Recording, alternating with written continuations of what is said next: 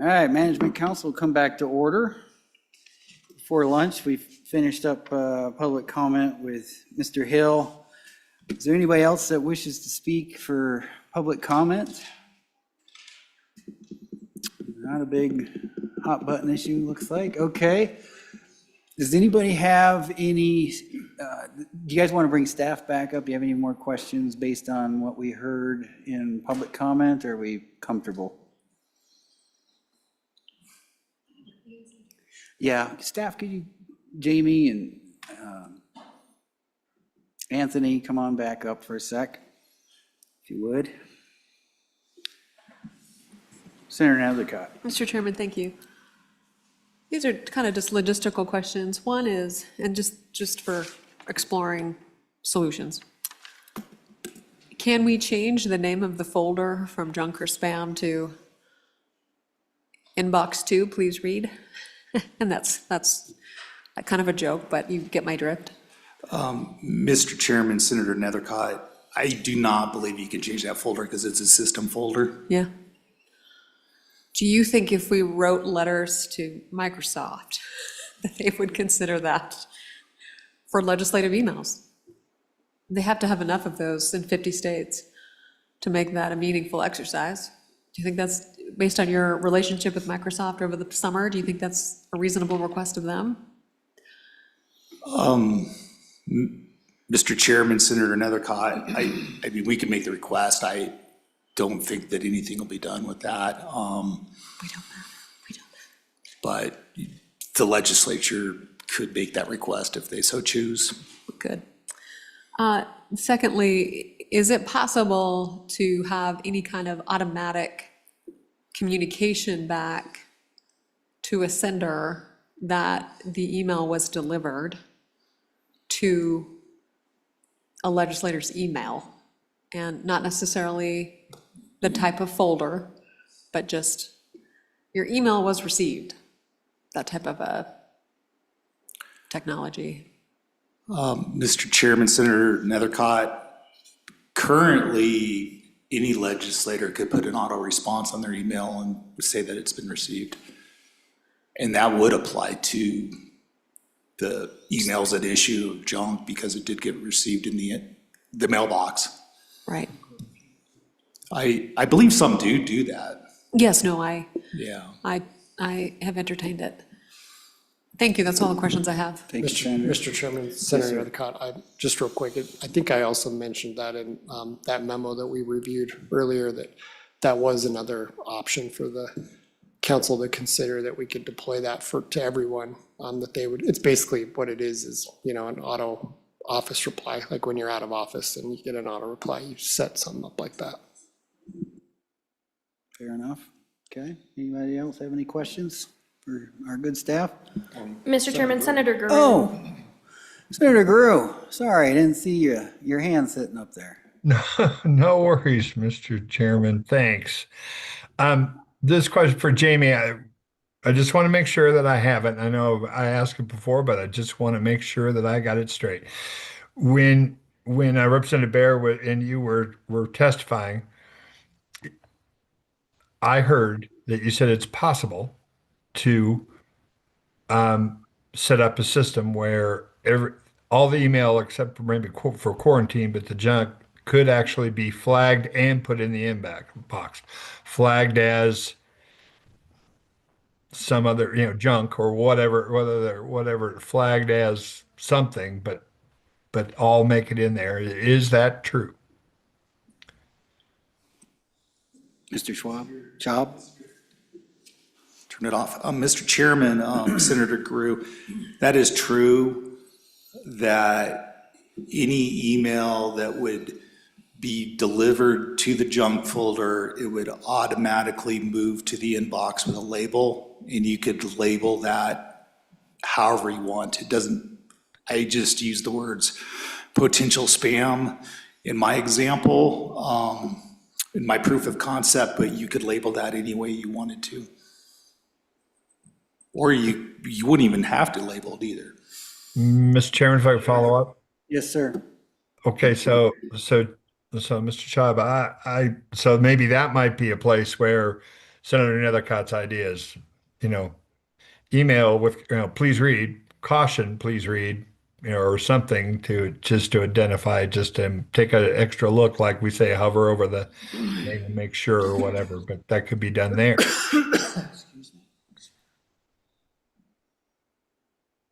Mr. Schaub, did you hear that? Mr. Chairman, Senator Grew, I'm not sure if I quite understand. The label saying, please read? Well, Senator Nethercott asked if we could rename the junk folder, please read alternate mail, and you said no, because that's something from Microsoft. But if you did the flagging system that you're talking about, there's a place where we could do it. True? Mr. Chairman, Senator Grew, that is true. Thank you, Mr. Chairman. Okay. And I forgot to welcome and recognize Representative Yin, who's joining us from the land down under. Sir, good to see you. Thanks for getting up so early in Australian time and joining us for the last half of our meeting. If you have any questions for staff or anything like that, now's your time to let her rip. Appreciate that. Thank you, President Biteman, Mr. Chairman. I did go back and listen to quite a bit of the testimony before the break, but Mr. Schaub, question for you. It seems like it's just one particular vendor at one particular organization where we have this problem. If that organization switched vendors to one that was fine, do you think that would be okay? Or is the bigger issue that legislators are marking their emails as spam, and so that's basically tagging them as spam? Mr. Chairman, Representative Yen, it could be a combination of those two things. Some legislators actively work their junk folder and mark things as junk, and they actively go there. Others might have like strict rules on their Outlook box and everything goes to junk, and they decide what gets whitelisted within their own Outlook. It could go either direction. I'm not sure if them changing a vendor has anything really to do with it in this issue. They're the advocacy group that has, discovered this and has pursued it, but I'm not sure if it has to do with their vendor or not. Okay.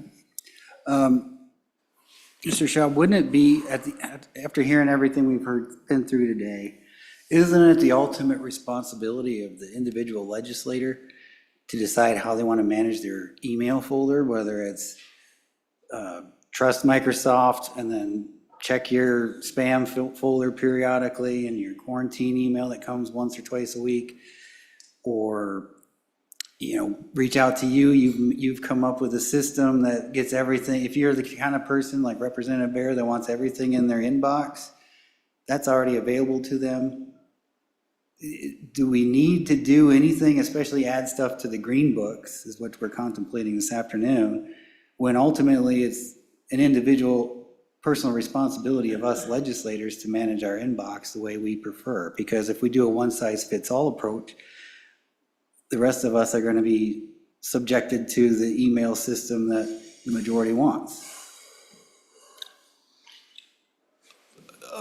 Mr. Chairman, that's kind of a tough question for us to decide how you manage your email. We've usually just gave Outlook as a tool and show you how to use it and leave it up to individuals on how they want to manage their emails.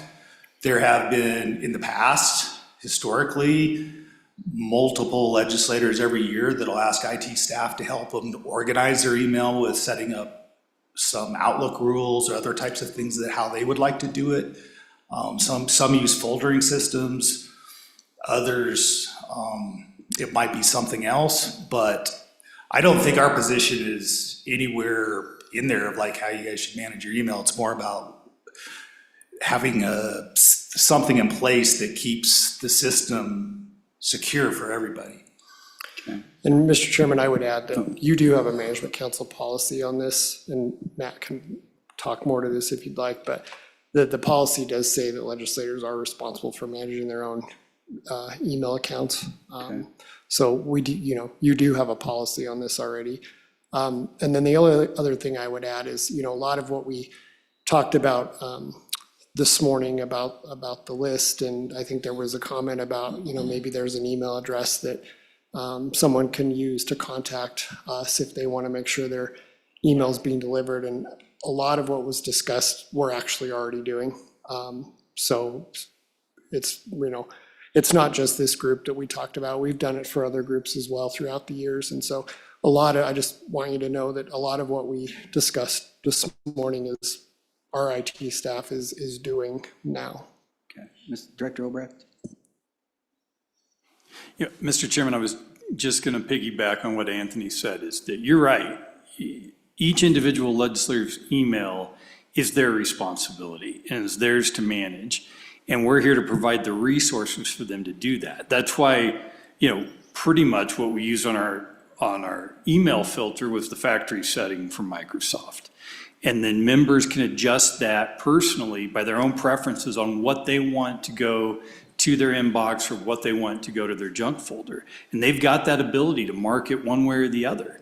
And then I think the system actually learns then, the algorithms do, and they'll get either more or less emails based on their own personal choices. And we've told legislators this for years. And through no fault of an individual member, we just inundate them with information during new legislator school. But Jamie and the rest of the IT staff throughout that first session go in and make different adjustments at the legislator's request to their computer and to their Outlook system.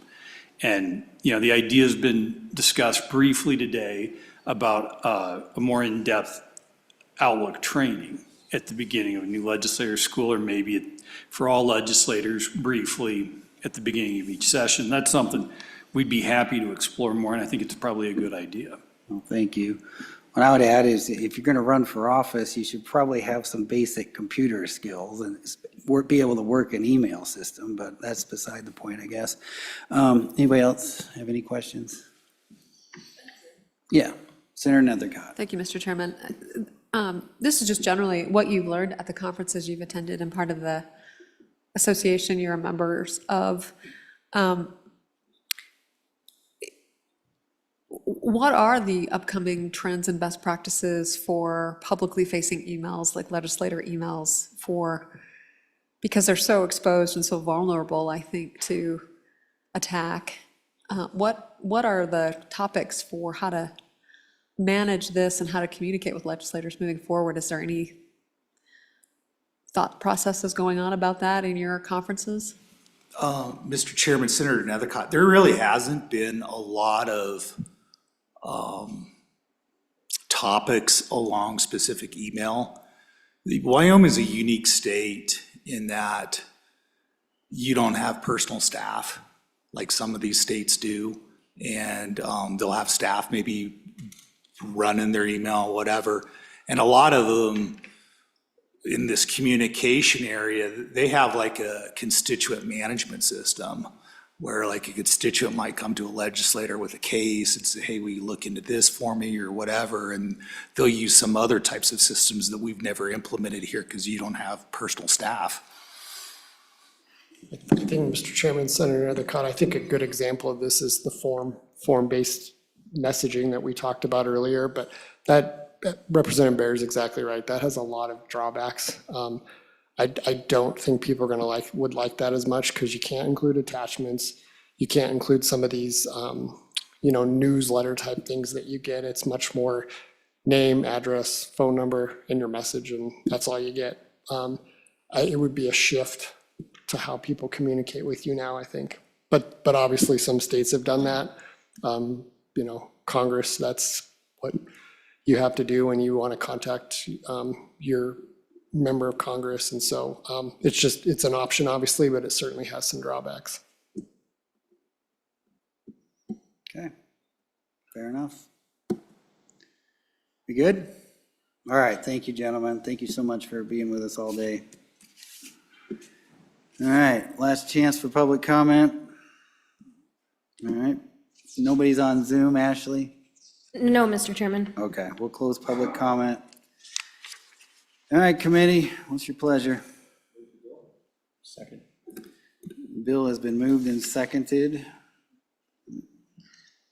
What's that?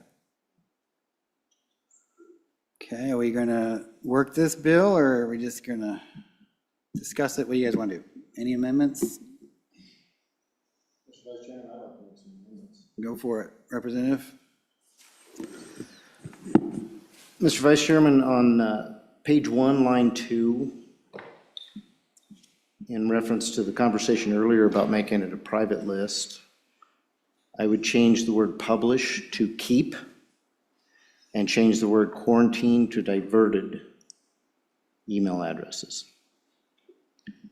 On line 3, release from being diverted instead of quarantine. And then moving on to page 2, line 6, I would strike the words publish or.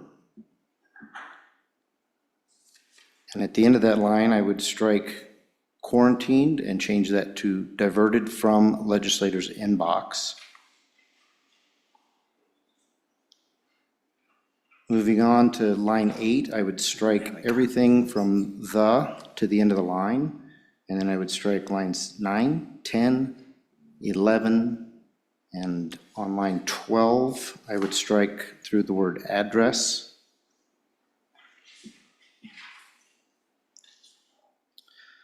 Then I would strike who believes based on, and then I would strike 13, 14, and 15 through the word system.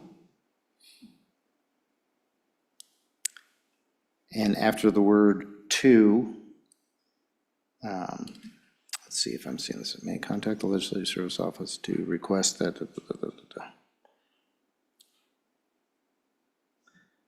And then on line 17, I would strike quarantine and replace that with diversion from inbox. Moving to page 3, I would strike lines 5, 6, and 7. Okay.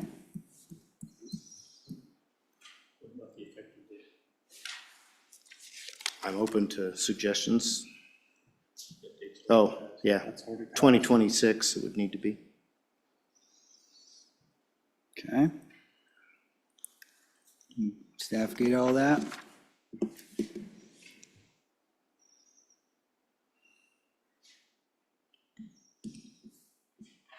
Okay, well, they're working. Any discussion? Yes, Senator Grego. Thank you, Mr. Chairman. So I guess just in concept, or I'm thinking about this, I wonder if we also want to include a list of all received emails, not just those that are diverted. If it's a private list, it doesn't really matter. And my thought is there could be a situation where an email is sent that doesn't even arrive at LSOs. I mean, it doesn't arrive to us, it goes somewhere else, right? And so someone calls and says, well, was my email diverted or received? And we may not know. It may have, there's a possibility it was neither. And so that person might want to know that it was actually received. So I actually think we may want to think about including received and diverted. And if it was only diverted, then we can do something about that. If it was received and it's the legislator's fault that the email doesn't, someone calls and says, hey, did you get my email? Like we heard about the situation. LSO could also report that, yeah, your email was received, it just wasn't read by your legislator. Apparently, if they reported to you, they didn't get it. So just a thought, Mr. Chairman. I would consider that a friendly amendment to change it from diverted to be received and diverted. Okay. All right, and then Representative Yen, you have your hand up. Mr. Chairman, thank you. So if we change it to diverted, is the goal there to not be in the spam folder at all, or not be in, so I have other folders, right? So I have national organization emails folder where I put national organization emails that I think are useful, that are not the individual emails, but from national organizations. I put them all in one folder. Is the intent there for a person to come in and say, I don't want them to redirect that email at all. It has to show up in their inbox. And that's the only way that I'm satisfied. Is that the point of the amendment, Mr. Chairman? Mr. Vice Chairman, the answer is no. We discussed this earlier. Senator Nethercott also has rules. I have rules as well. Those rules would still be in effect after this, what this bill addresses. So this bill is only addressing those that the system would send to someplace other than the inbox. Does that satisfy your question, Representative Yen?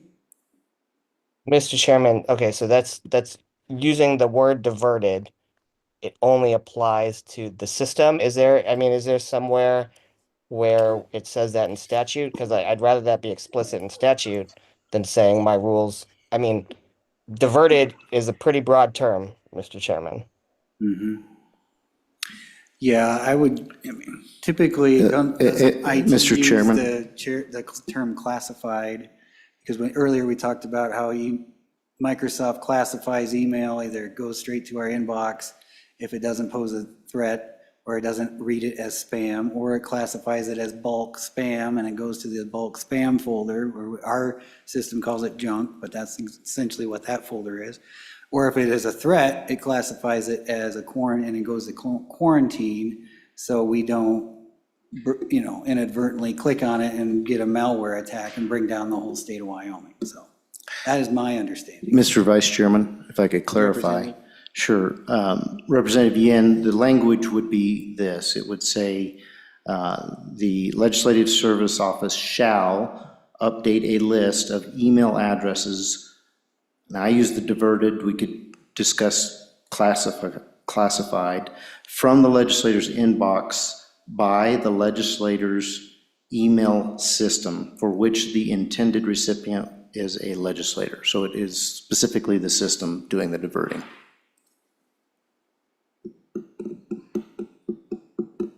Clear as mud? Nothing further. Okay. Nothing will go wrong. What could possibly go wrong? Okay, any other discussion? Well, Chairman? yes. Maybe just for council's consideration, what term did you want to use rather than diverted? Yeah, so maybe instead of delivered, say not delivered to the legislator's inbox by the legislature's email system. That sounds good. Okay, I like it. Mr. Chairman, yes. and hopefully Microsoft never changes its protocols so that the green books aren't ever obsolete Instantly. instantly. And then, Mr. Chairman, I've got one other amendment just to consider. On page 2, line 23, it says that after verification of the, and we'll say not delivered, the email, yeah, something about, after verification of the email address that was not delivered or something to that effect. Release requested email addresses and allowed delivery from the email address within 2, and then we would like to insert business days there. So if we get a request on Friday, we wouldn't have to do it on Sunday. Good, that's a good Good change. with the bringer? Yes. Okay. Okay. Sensing we're ready to vote. All those in favor, wait, do we have another? Oh, Senator Craig. I just was going to ask Mr. Chairman if we got the language on the friendly regarding received and not received. Mr. Chairman, what I'm gonna have to do with that, we've got it figured out for that page 2, line 6, but then where we use diverted rather than quarantined throughout the bill draft originally, I'll have to figure out what the right structure for that is. You know, something that the email, the address from, I don't know. I'll figure it out though, and I'll send it around. Yeah. I understand the desire of the council.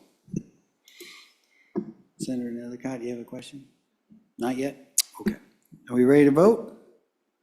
Okay, voting on Representative Bear's amendment. All those in favor, please say aye. Aye. All those opposed? Motion has passed. Back on the bill.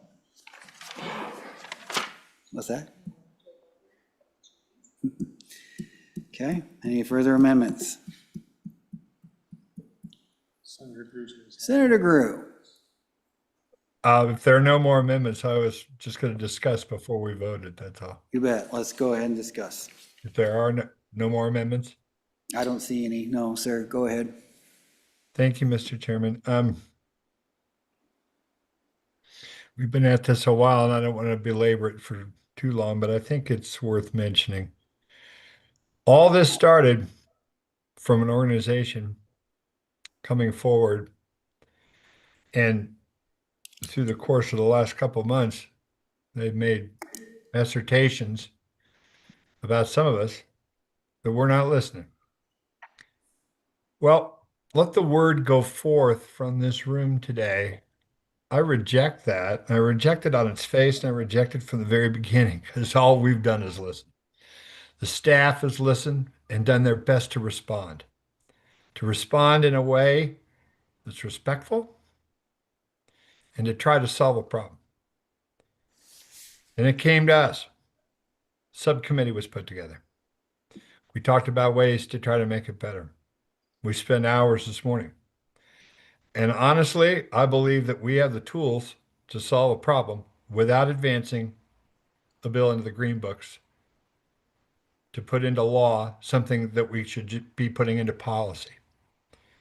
Now, a couple of years ago, I had some fellows come to me from Stanford who were putting together an email system for legislators and wanted me to, like that guinea pig, to use it. And it was incredible.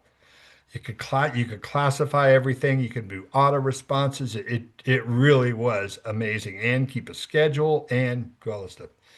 Worked with it for 6 months, and it was great. And then they told me at the end, they said, yeah, we're about ready to go to market with this. We're going to sell it to legislators and other groups, at a base price of like $500,000 up to like 2 million, depending on how many add-ons you put on. It was incredible. It really was. And, that's something that I don't think we're ready for and that we need. I think that we should be responsible for our own email. And I think we are. And I think, some of us are more computer challenged than others. But boy, I think one thing for sure is that this group has worked this problem, and I think we've got a solution. I can't vote for this bill. I don't think it's necessary, but I do think we have worked it. And I appreciate everyone who's worked on this. I really appreciate Representative Bear and the time he spent with the staff to try to come forward with something. I don't diminish that one bit. But I don't think we need a bill on this. And as far as the group that brought it forward, I hope they remember when they're attacking us that we did listen. And I know, we heard a name, whatever. We heard a name, but this nameless, faceless group out there, who knows who they are? But let them know. You give me a call. I'll tell you how much we worked it. So I'm voting no today, but we did listen. Don't agree, but did listen. Thank you, Mr. Chairman. Thank you, Senator. Senator Nethercott. Thank you. I just have some clarifying questions about what the bill does that we voted on. So I just want to be, based on Senator Crago's amendment, so every day, LSO will produce a document that includes every email that the legislature has received that day. Is that correct? Yep. Mr. Chairman, that was part of the amendment, as I understood it, yep. Thank you. And further clarification on then who gets to access that document? Director? Mr. Chairman, I think the bill draft is silent, but the intent of council was that only LSO staff would get to access that document, and it would only be used for the purpose if someone believed or wanted to know whether their emails were being delivered to a legislator's inbox or not. And so further discussion about the need to make sure that that was exempted from the Public Records Act, if that's what this body wishes, or whether or not we should be fully transparent to the public by publishing a daily list of all the communications and the sources we receive them from, but not necessarily the contents thereof. So curious about further discussion on that. Any discussion on that? Representative Bear. Thank you, Mr. Vice Chairman. I think we've already discussed thoroughly what kind of security issues would be the more we publish. That's why we amended it to not publish anything. I think anytime there is a public records request made of this body or anybody in this body, LSO brings that before us and we get a choice. And this body could make that choice if they wanted to expose something or not. And I think that the current system works well and we can continue to do that. Mr. Chairman, thank you. I'm not sure why we're changing it then. However, just to kind of circle back, the fundamental misunderstanding about the amendment that was just made and why, I'm so worried for the future of our country, because we amended out quarantine domains, not email addresses. And the difference between how that information can be used to take down a state is very different, right? Email addresses typically aren't taking down a state through information that way. So those are very different concerns, which apples and oranges, not even the same thing. And if we are concerned about transparency, then rather than having to maybe creating another position for who an LSO is going to be responsible for fielding calls and accessing this list, it's just published. And the whole public can see daily who is sending us emails. Most states have their legislator emails are Mr. exempt Vice from Chairman? public records. So I'm just curious about further having that discussion with the committee on that topic. Okay, Representative Bear? Thank you, Mr. Vice Chairman. I think we went through the bill and you gave us lots of opportunities to amend it. If the good senator had wanted to make that amendment, she had an opportunity. We still So can. Yeah. if she wants to now, she's certainly welcome to do that, but I think we're all ready to vote. So moved, Mr. Chairman. I would like to make that document exempt from the exception to the Public Records Act, and I believe that that should be available for the public's usage to see, just to make sure their emails are coming through, instead of requiring them to go through another step to have to call someone at LSO that they don't know, and finding that number and trying to figure that out, making sure they're available. They can just see that these are all the emails that we've received. So my motion is to exempt this document created daily from the Public Records Act exemption. Mr. Vice Chairman? If I could propose a friendly amendment that we just publish it. We go back to the original language and we publish it, rather than having to have somebody request the list via public records request. Let's just publish it. Okay, so let's discuss this. So the motion is to basically exempt legislator emails from the Public Records Act. Is that what I'm hearing? No. Oh, okay. So this bill draft requires LSO to create a daily document of all emails received by all legislators during session, or all the time. It's also not clear. But let's just say during session, since that seems to be the time period of distress.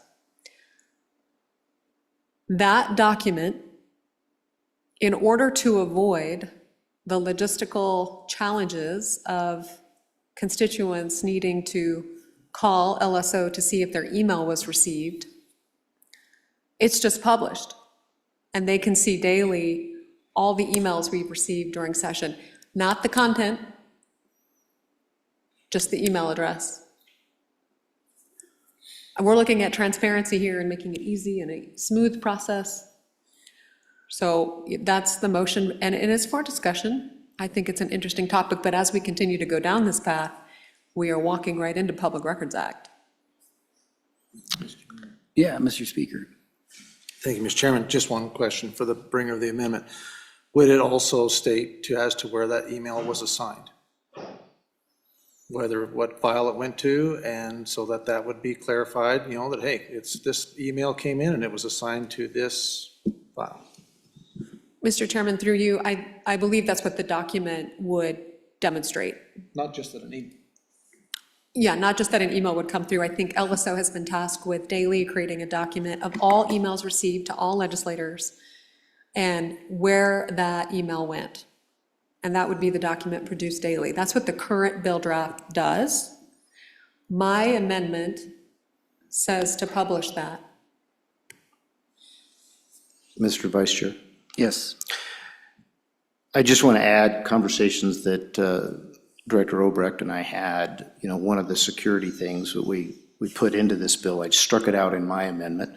I'm starting to think, based on the good senator's amendment, we might want to bring it back, and that is that the sender's email, we should probably cross out some portion of that, enough that they can still tell that it's their email, but not so much that it could be picked up and used nefariously.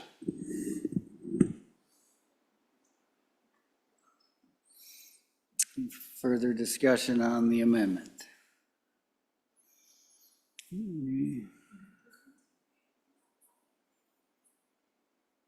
Further discussion?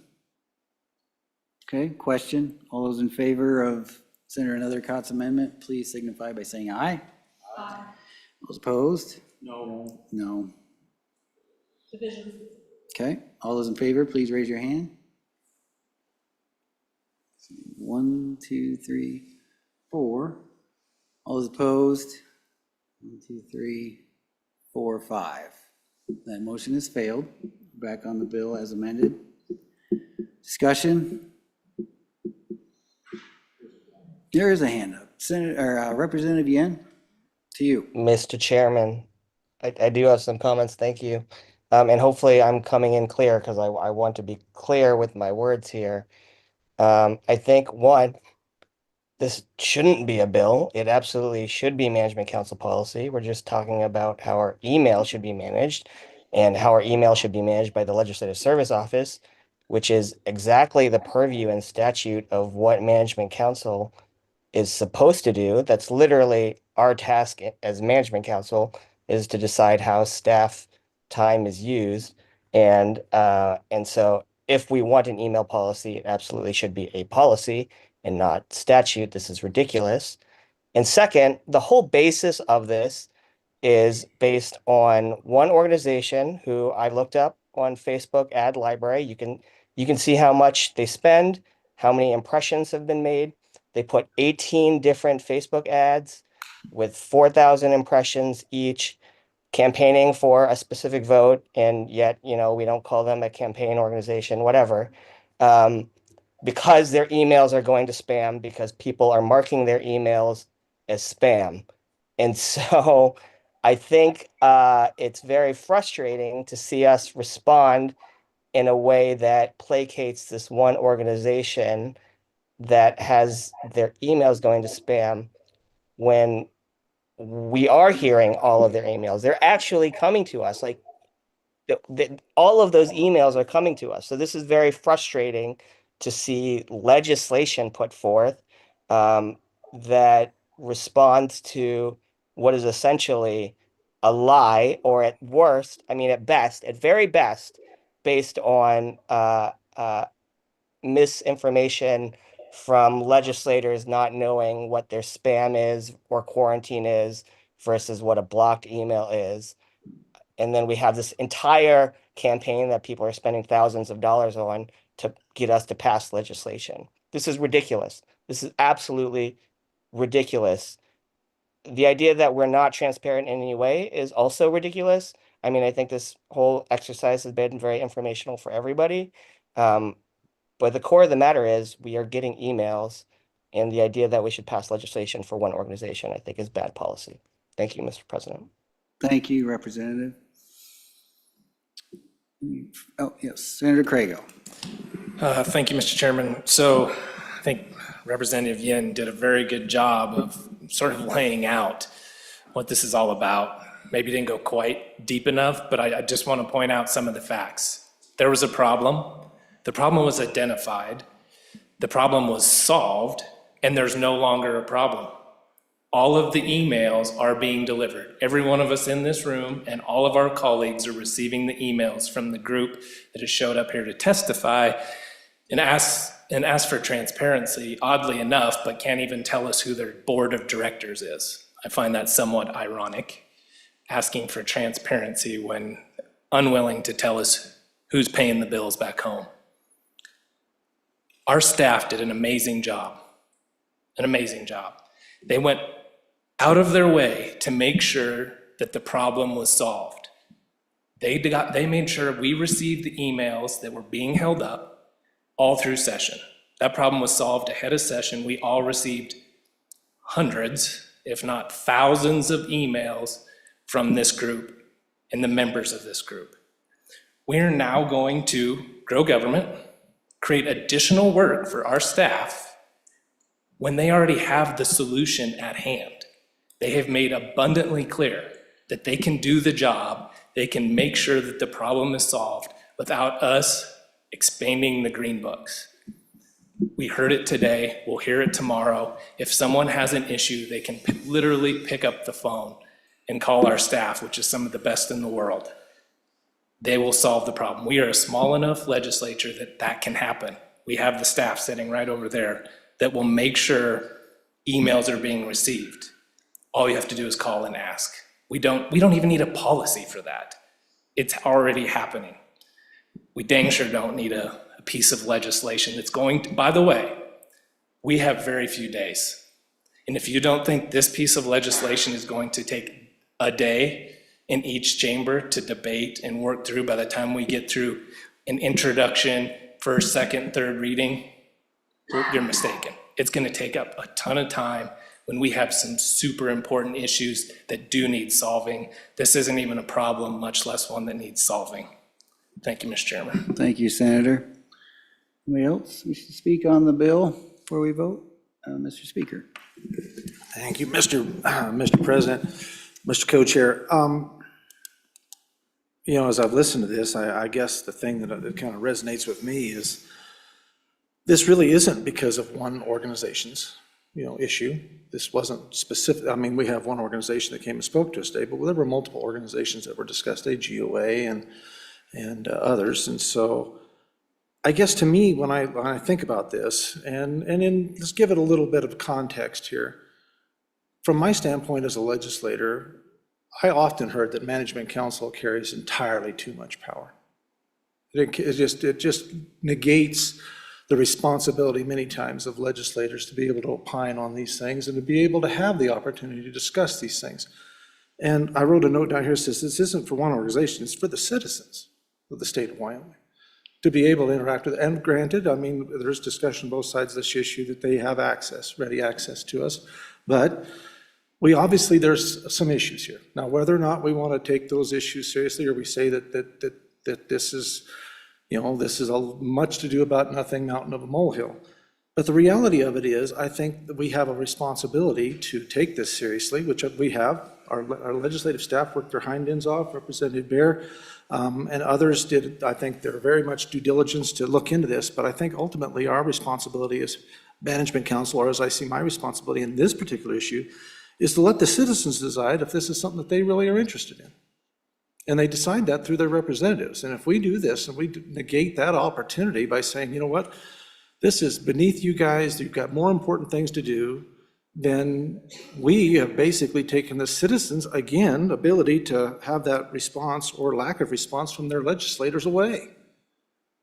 And as a young legislator, I often heard the fact that we've got a few that will take away the ability of the rest that are charged with this responsibility's opportunity to be able to opine in that. And I know it's going to be a long deal and we're going to be here, but that's what we signed up for. I mean, if we have to work a little bit later to give the people a chance to have some of these pieces of legislation, and there's a lot of steps, ladies and gentlemen, to get this thing to anywhere. This is just hardly the start of this journey. But I think we have a responsibility. I'll speak for myself. I believe that I have a responsibility to make sure that the citizens have a right, if this is really important to them, to have the right to be able to talk to their representatives and say, this is how I want you to go on this. That's a good thing. And that's what we need to support. So, thank you, Mr. President. Thank you very much. Appreciate it. Yes, Senator Crago. Mr. Chairman, no one is advocating that this not be brought before the body. Any member of your body can do that. And you, Mr. Speaker, in particular, can make sure it is the number one bill brought up on the first day of session. That's your prerogative. In fact, you can bring the bill. No one's stopping that. I just don't think it is appropriate for this body to do it. That's my personal opinion. We all get a vote. It may pass today, it may not, I don't know. We're not saying it's not important. We have dedicated a ton of time to this issue. No one can deny that. We have spent a good portion of our day, this meeting, in a previous meeting talking about this. We even had discussions over the summer. As you pointed out, Representative Bear put a lot of work into this. Kudos to him, I appreciate that. All sorts of information. I asked for information. I went and dug in on what this looks like from a security standpoint if we do this, if we publish the stuff, which is, I understand, different than what we're talking about right now. We all think this is important. We all want to make sure we get those emails. As I said earlier, I check my junk mail. And oftentimes I do find an occasional email in there from a constituent. I whitelist it. I think it's important to get all of our correspondence from our constituents, no matter how they come, whether it's in a bulk email or an individual. I try to respond to all of them. Oftentimes, when you, and you all know this, when you get one of these bulk emails and you can't respond, oftentimes there is no way to respond to your constituents. Sometimes I'll pick up the phone, because you and I both live in a very small community, and I will ask that person, hey, because I actually have their phone on my cell phone number, on my cell phone dial list, and I can call them and say, hey, thanks for the email, I can't email you back, do you want to talk about this? And their response will be, what in the world are you talking about? I never sent that email. I have no idea what you're talking about. I didn't send the email. And I said, oh, okay. I mean, that happens a lot. I actually work on responding to those people. So it's not that it's not important to me. I just think this is a bad policy decision for us and for the state of Wyoming. Thank you, Senator. Anybody else? Senator Endicott? Mr. Chairman, thank you. You know, the reason why I think we've had to spend so much time on the issue is as a result of a failure to communicate using a common language. And then when we get that drilled down more accurately to have the conversation about what the underlying issue actually is, we realize it's really not about communicating with legislators or the First Amendment or access, because as we know and has been said over and over and over again, but which needs to be repeated again and again and again, to the people of Wyoming, all of your emails are being received. If you are not receiving a response to your emails, it's as a result of two things. One, your legislator isn't reviewing their emails and responding. Or two, you are using a platform to provide your voice to your legislator that doesn't allow them to reply back to you through a third-party vendor, usually through an organization of which you click and submit your information, and they automatically program an email on your behalf. I repeat to the people of Wyoming, the Wyoming Legislature is receiving all of your emails that you are sending to our Wyoming legislative email addresses. We appreciate hearing from you. We want to hear from you in whatever method you feel you want to communicate with us. If you choose to communicate with us through a third-party vendor to send a message on your behalf, please recognize that how global corporations process that email, Microsoft, through Outlook, which is what the Wyoming Legislature uses because there's no alternative, well, may process that through a different filter, identify that as spam because that's the legal term of art for what that email communication is, and then it's the legislator's obligation to look into that folder for that email, but it is received. So that is the issue. Those are the facts. The bill before us today is about something different. It is about collecting votes for an organization who may or may not extol our virtues on billboards, right? That's what this bill is about. Because I'm not sure what a vote of the representatives or the senators will do when they're receiving the emails. So what is the debate we're going to have? The debate is about the control of Microsoft has over how our emails are filtered, that we can't do hardly anything about? Is that the debate? I invite you to join the blockchain committee. Otherwise, the conversation we're really having here today is about Wyoming being taken over by large political, well-funded organizations that have the ability to control your elected through fear and misinformation, wittingly or unwittingly, creating confusion and fractionalization of our great state. It must come to an end. I say to you, the people of Wyoming, keep communicating with your legislators directly. We live in your communities. We are so small. We actually know who you are when you email us. You might be surprised. We love hearing from you. It's why we serve. Keep doing it. We're receiving the information. Thank you. Thank you, Senator. I guess I would say, this hearing today has made several things pretty clear, crystal clear, actually. First, it's a fact, no one's emails were blocked. Undisputed fact. No censorship occurred. Fact. The accusations leveled at our nonpartisan staff were reckless and unsupported by any evidence. I will defend our staff when they are wrongly accused, and today those accusations were shown to be without merit. Second, Honor Wyoming used a bulk email platform that triggered standard automated spam filtering, the same filtering that protects every branch of state government. The system operated exactly as it was designed to do, and that is a fact. It is also a fact that the problem is solved.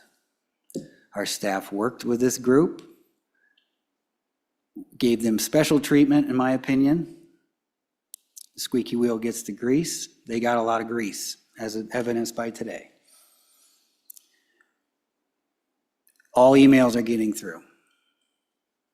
There is no need for legislation. I don't think, in my opinion, there's even a need for a policy. Everything is working as it's supposed to. And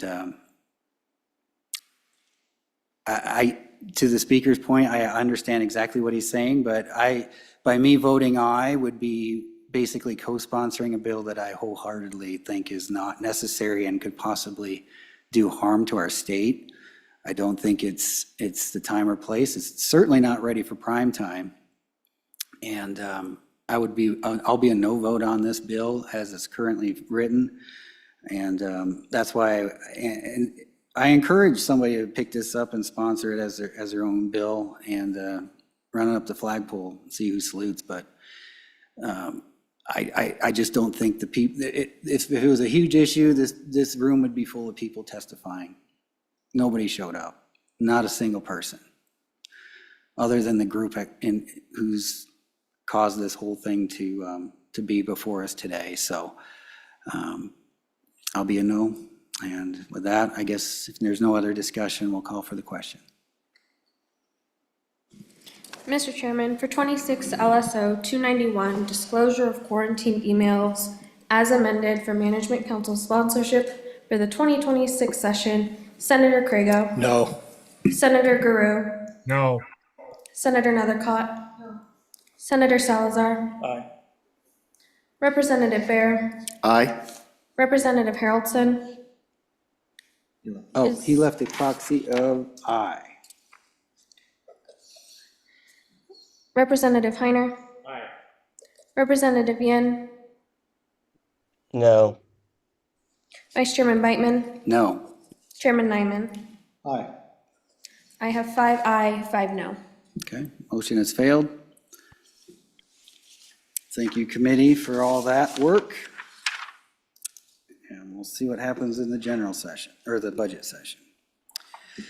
Director, are we through the agenda? I've got a lot of scribbling on mine, arrows pointing every which way, things getting moved around. Do we have anything left to discuss? Yeah, Mr. Chairman, we do. We've got some LSO updates and policies that we need to go through, and we can go through them quickly.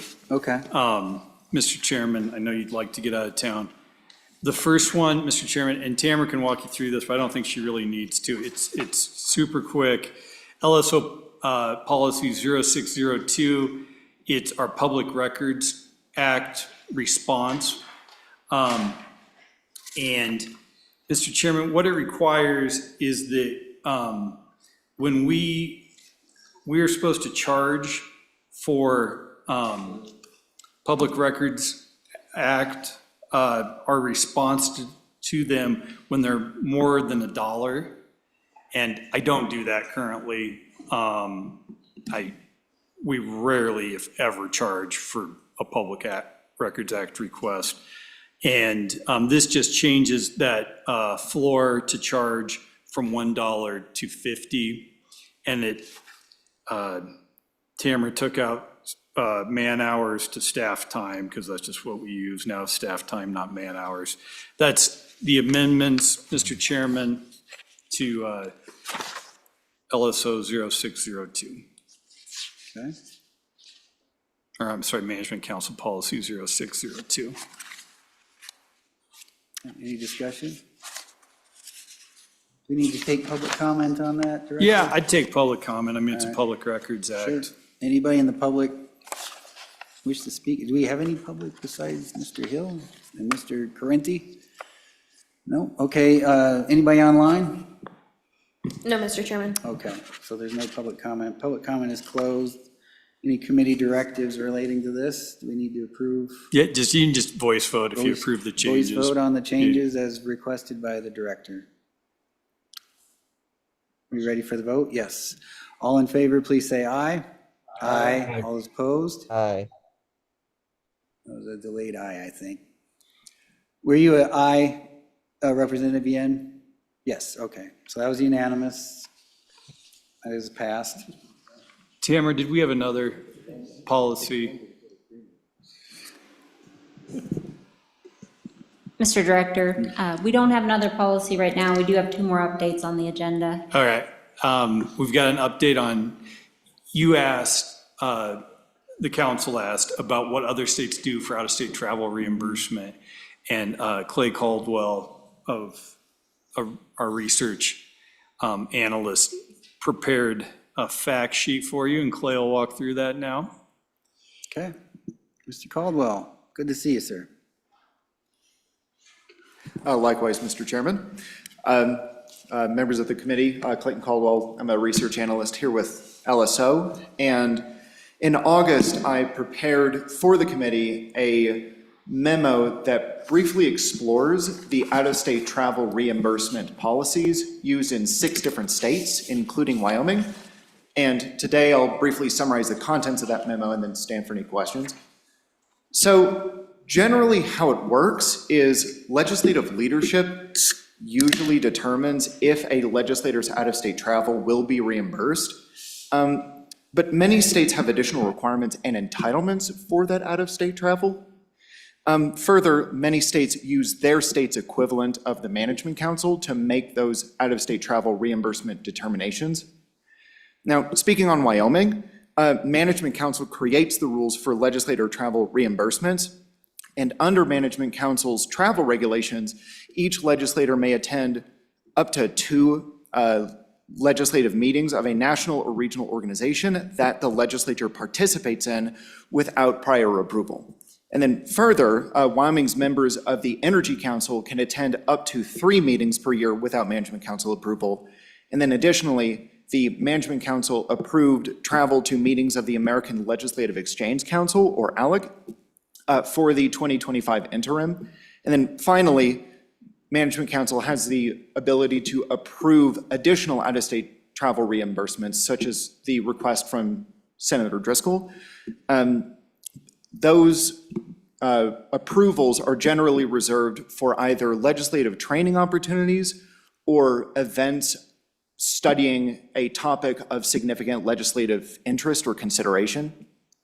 But then speaking on New Jersey, in New Jersey, in most cases, legislators are not eligible for out-of-state travel reimbursements unless the presiding officer selects a legislator to attend a national or regional convention or seminar or conference. And in that case, it can be reimbursed by the state.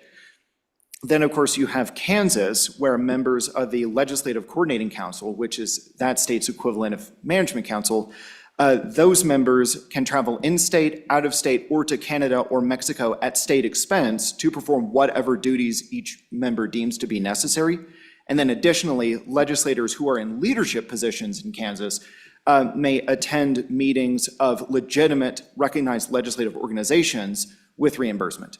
But then finally, legislators who are simply members of such organizations may have their registration reimbursed, but then other travel is not reimbursed.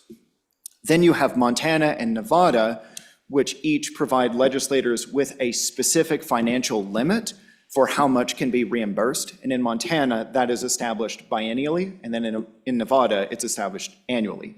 And then finally, you have Utah, which is fairly unique in that Utah has separate rules for the House and Senate.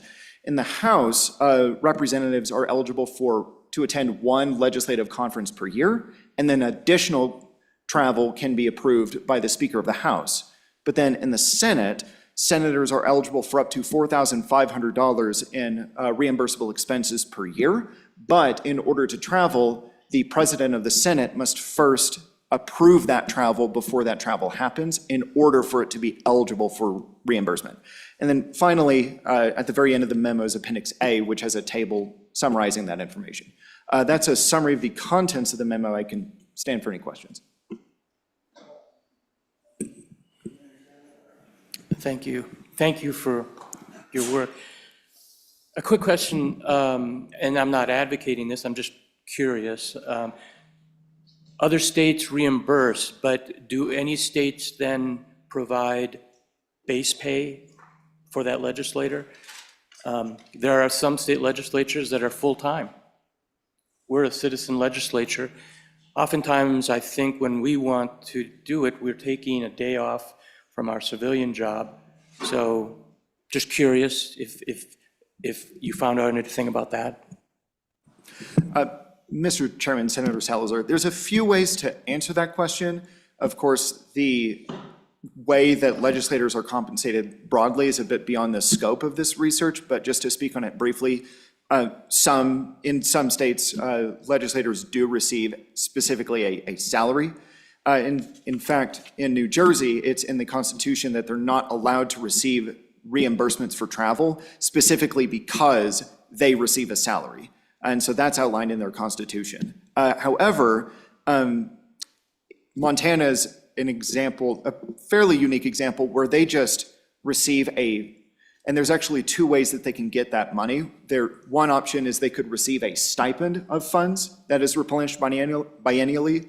And in that case, it's just deposited into their bank account. That it's taxed at about 25 to 30%. But in that case, they're just automatically entitled to those funds. And the way that it should be spent is outlined in statute, but there isn't an oversight mechanism for that. So it's generally up to their discretion. And then the alternative is they could receive that full amount, but it's a reimbursing process. So they would only be reimbursed for expenses that they incur, as opposed to automatically being entitled to those expenses. So there's a few different ways to do that, and I hope to kind of capture the gamut.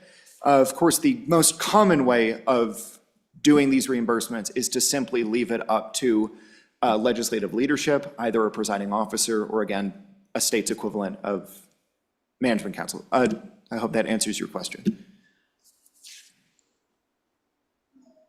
Anybody else? I'm going to ask a quick question. This is interesting.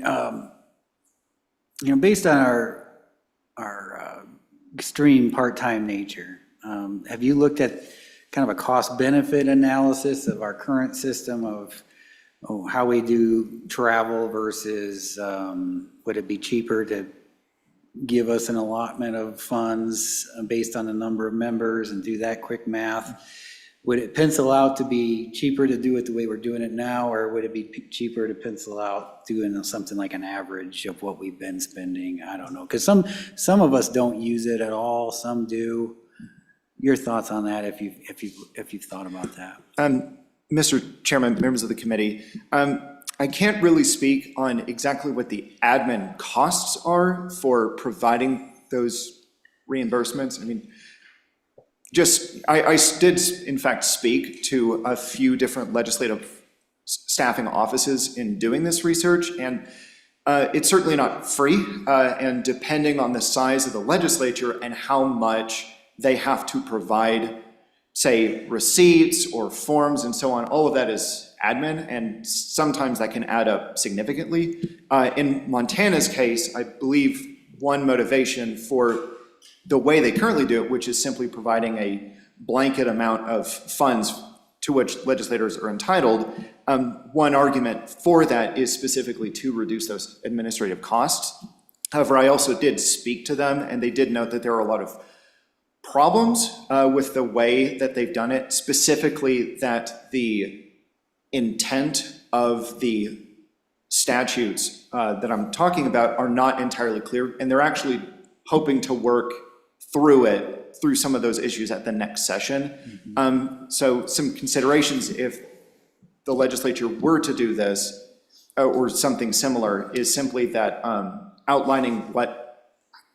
clearly outlining how those funds are allocated, clearly, is it replenished annually or biennially? That's an important consideration as well. And then also what kind of oversight there might be. So in the Utah Senate, they receive $4,500 annually, but it's not something they're receiving, it's something that they essentially have to request from the president of the Senate. So there's a lot of questions as to how that might actually be implemented that could undermine some of the benefits that one might be looking to receive from having that kind of lump sum. But the exact cost I can't really speak on. Okay. I see Heather joined us. How are you? Great. Chairman, I just pulled up last year's 2024. For out-of-state meetings, we spent for the legislators $64,002. So, and then this year we're currently at, just a minute here, $84,000. Okay. Wow. So, Mr. Chairman, if everybody got a blanket $3,000 stipend for out-of-state travel, it would be much more than what the current system is. Okay, that makes sense. All right. Committee, any questions for staff? Thank you. Good memo, thank you. Appreciate it, good information. Mr. Chairman, Heather's going to stay right there. All right. Thank you, Clay. Good work. You are now all the board of directors in some form or another of the Senate Courtesy Fund, the House Courtesy Fund, and the Spouses Fund. And we are the officers of those funds. And part of the duty is, if we're incorporated now and registered with the Secretary of State, is an annual report to you. So that is what Heather and Tamara will provide at this moment. Okay. Ladies, thank you. Thank you. Tamara Everly, Legislative Service Office. Just to recap, you have those three courtesy funds. They're incorporated as Wyoming nonprofit mutual benefit corporations, and for federal tax purposes, they're considered 501c3 social clubs.